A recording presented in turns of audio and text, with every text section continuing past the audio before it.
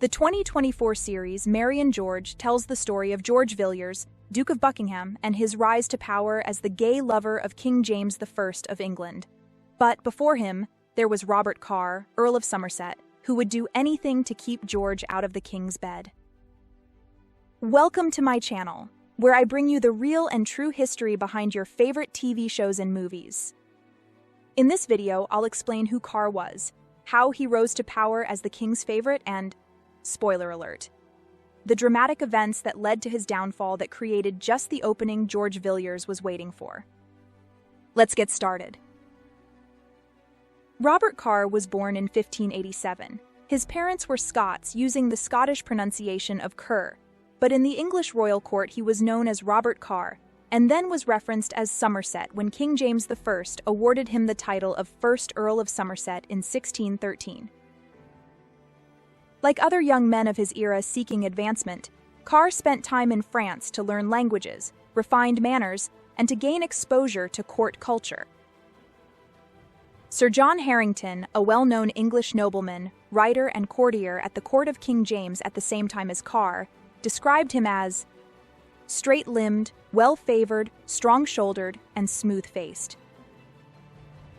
In 1601, Carr was 14 years old and an obscure page to a Scottish nobleman when he met Thomas Overbury in Edinburgh.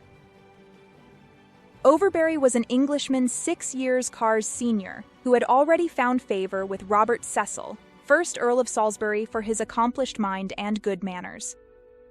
Carr and Overbury became intimate friends, and most likely lovers, while they traveled to London together. Overbury soon became Carr's secretary.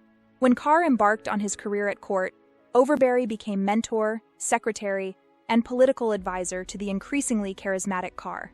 In truth, it was Overbury that was the brains behind Carr's steady rise to prominence once the young and handsome Scotsman had attracted the attention of King James.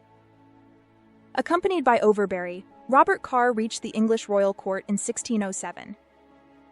At that time, Carr was in attendance to a fellow Scotsman, Sir James Hay, at a tournament.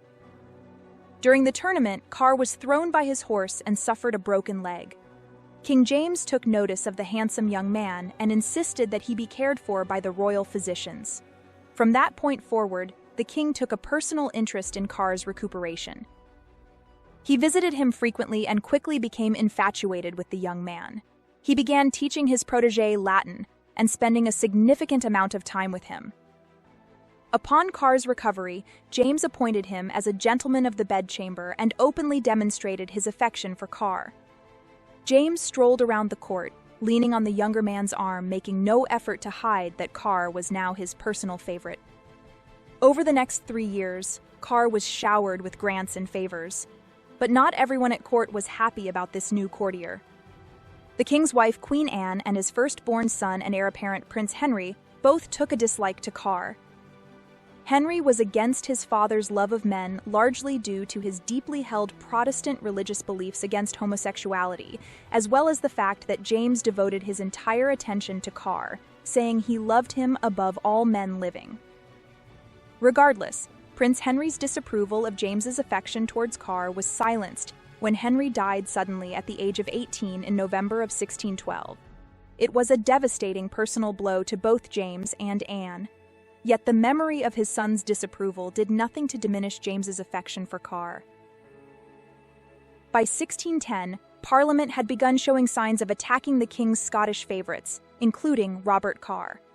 But Carr knew how to exploit the king's weaknesses and used his influence to persuade the king to dissolve Parliament. His influence increased even more over the course of the next few years when he was advanced as a Privy Councillor, then first Earl of Somerset, as well as appointed Treasurer of Scotland. In 1612, upon the death of the then Secretary of State Robert Cecil, James had the notion of governing in person as his own Chief Minister of State. He then assigned Carr to carry out many of Salisbury's former duties and act as the king's secretary. And while Carr relished the power of such a role assigned to him, he was well aware that he was hardly experienced for the responsibilities thrust upon him, and feared that his rivals would use any failure to weaken his position with the king. To guard against this, Carr turned to his intimate friend Overbury, who was more adept at administrative tasks than himself, and eager to reinstate his role as Carr's secretary, confidant, and advisor. Upon James' precipitous decision to govern his country without a parliament and without a skilled Secretary of State, a confluence of events occurred that set the stage for Carr's downfall. Firstly, Carr's close alliance with Overbury took a turn for the worse when Overbury was imprisoned by the king, which will be explained shortly.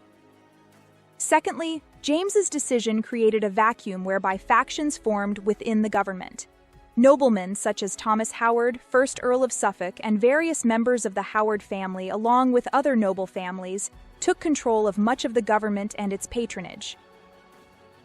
By working together, they were able to form alliances with other influential figures to strategically position themselves for key appointments and determine who received favors and positions of power within the government. Thirdly, Carr met and fell in love with the Earl of Suffolk's daughter, Frances Howard, who was already married but able to secure an annulment through the power of her family. Carr and Frances sought to get married, but Overbury objected in an effort to try and prevent the marriage, citing mistrust of the Howards. In order to remove him from court, the Howard faction manipulated Overbury into a precarious position with the king. They persuaded the king to offer Overbury an assignment as ambassador to the court of Tsar Michael of Russia, aware that his refusal would be tantamount to treason. The plan worked and Overbury declined, wishing to remain in England and at his friend's side. On April 22, 1613, Overbury was placed in the Tower of London at the king's behest. Afraid for his life, Overbury initiated a series of communications with Carr, urging him to secure his release. Over a period of 5 months, as his desperation grew, Overbury's messages became more menacing. He hinted to Carr that it would be wise to secure his freedom before he could divulge to the king all the secrets Carr had confided to him during the 8 years of their intimate relationship. Seemingly, the threats dissipated when on September 15th of the same year, Overbury died under the assumption of what were considered at that time natural causes. Robert and Frances were married on December 26, 1613, and in 1614, Carr was awarded another title, that of Lord Chamberlain. But King James's interest in his courtier was beginning to wane. He had discovered that Carr had not been a faithful companion, having been intimate with Overbury over the years, along with a few other dalliances with other courtiers. Also in 1614, a new, young, charming, and exceedingly handsome, by all accounts, courtier was about to take center stage with King James. The arrival of this new competitor for the king's affections prompted James to write a letter addressed to Carr, detailing a list of complaints he had against him. The specific complaints James listed in the letter are not entirely clear. However, historians believe they likely centered around Carr's lack of political experience and his reliance on others for guidance, as well as the king's disappointment in Carr's involvement with the Howards and the overall messiness of his wife's annulment scandal. Still, Carr retained some favor and might possibly have remained in power for some time longer, but for the discovery in July 1615 of the murder of Overbury by poisoning. An inquiry into Overbury's death revealed that he did not die from natural causes, but had been poisoned. Carr's wife, Frances Howard, was swiftly identified as the murderess, seemingly based upon a deep-seated hatred for Overbury, who had once called her a base woman when he objected to her marriage to Carr. Despite indications that Carr was unaware of his wife's plot to poison Overbury, his connections to both victim and murderer inevitably implicated him, and even while he asserted his innocence to all that would listen, Carr's fall from favor was swift and complete. King James also believed that Carr was involved and wrote him letters, urging him to confess his guilt. James's motivations likely stemmed not from concern for Carr, but from a desire to avoid implication himself. After all, it was James who had initially ordered Overbury's imprisonment, and he likely wished to distance himself from the scandal. During Carr's trial, the king's letters were used as evidence, indicating at the very least neglect of duty and abuse of the king's trust, if not outright murder. Even if Carr had been cleared of direct involvement in the poisoning, the evidence against him would have been enough to ruin him. Ultimately, Carr was found guilty. though his charges were later reduced to being an accessory after the fact rather than a direct participant in the crime. He, Francis, and 4 others recruited by Francis were sentenced to death. But James commuted Carr and Francis's sentences to imprisonment in the Tower, which lasted 7 years. Carr adamantly refused to admit to any involvement. In 1622, the couple were released from prison to retire to their estate. In 1624, Carr received a pardon. During this time, Carr and James exchanged numerous letters, but their relationship was irreparably damaged. They are said to have met for one final farewell, but thereafter they never contacted or saw each other again. Carr and his wife lived more or less in obscurity until Carr's death in 1645. Here's another video about gay King James and his portrayal in the TV series Mary and George. Thank you for watching.